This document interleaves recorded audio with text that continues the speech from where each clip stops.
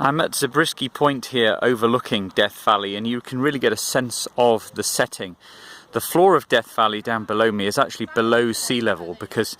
this area has been down thrust by faulting. There's a lot of tectonic activity in the southwest of the USA because the North American plate and the Pacific plate are rubbing past each other, and that's created hugely faulted landscapes, in some cases mountains that have been uplifted and then basins in between. So the mountains on either side of Death Valley have been uplifted by faulting, but then the floor of the valley that you can see down below has sunk down and actually is below sea level. So water running off those mountains from both sides then collects in the bottom of the valley, and that white that you can see at the bottom of the valley isn't snow, of course, but it's salt, because the water, when it collects in the basin, has nowhere to go. The groundwater can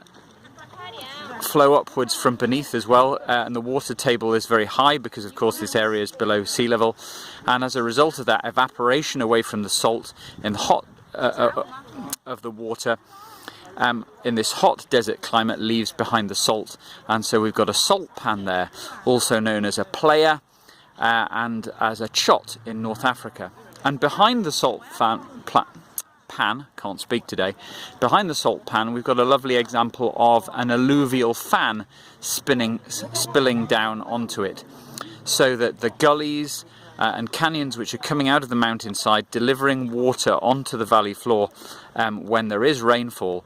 have a change in gradient as they get down to the valley floor. They lose energy and deposit any sediment that they're carrying, and so there is a sort of triangular a slope of debris which looks a bit like a river delta, and that's the alluvial fan.